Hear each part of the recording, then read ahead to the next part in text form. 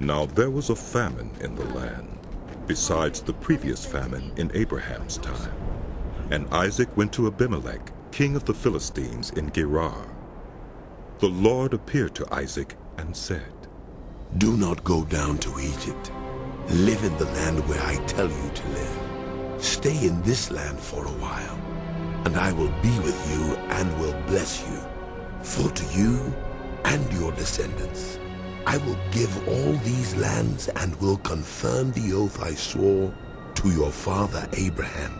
I will make your descendants as numerous as the stars in the sky, and will give them all these lands, and through your offspring all nations on earth will be blessed, because Abraham obeyed me and did everything I required of him, keeping my commands, my decrees, and my instructions."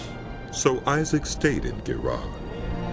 When the men of that place asked him about his wife, he said, "She is my sister." Because he was afraid to say, "She is my wife," he thought, "The men of this place might kill me on account of Rebekah, because she is beautiful." When Isaac had been there a long time, Abimelech, king of the Philistines, looked down from a window and saw Isaac caressing his wife Rebekah.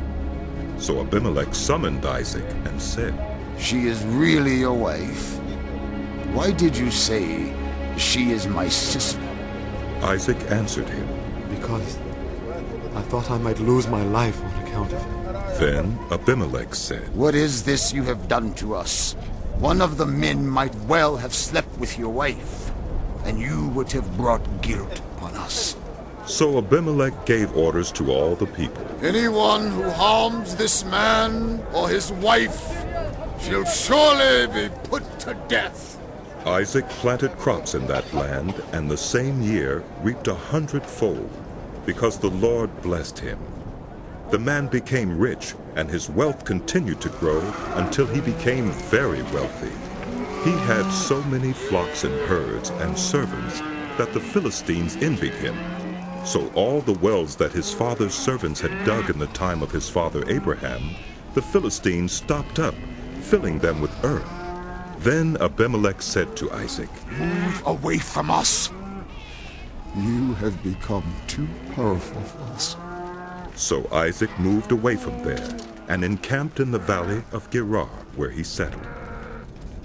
Isaac reopened the wells that had been dug in the time of his father Abraham, which the Philistines had stopped up after Abraham died, and he gave them the same names his father had given them. Isaac's servants dug in the valley and discovered a well of fresh water there. But the herders of Gerar quarreled with those of Isaac and said, "The water is ours." So he named the well Esek, because they disputed with him. Then they dug another well, but they quarreled over that one also. So he named it Sitnah. He moved on from there and dug another well, and no one quarreled over it. He named it Rehoboth, saying, "Now the Lord has given us room, and we will flourish in the land." From there he went up to Beersheba. That night the Lord appeared to him and said, "I am the God of your father Abraham. Do not be afraid, for I am with you. I will bless you and will increase the number of your descendants for the sake of my servant Abraham." Isaac built an altar there and called on the name of the Lord. There he pitched his tent, and there his servants dug a well. Meanwhile Abimelech had come to him from Gerar, with Ahuzath his personal adviser, and Phicol the commander of his forces. Isaac asked them, "Why have you come to me, since you were hostile to me and sent me away?" They answered, "We saw clearly that the Lord was with you. So we said, there ought to be a sworn agreement between us and you.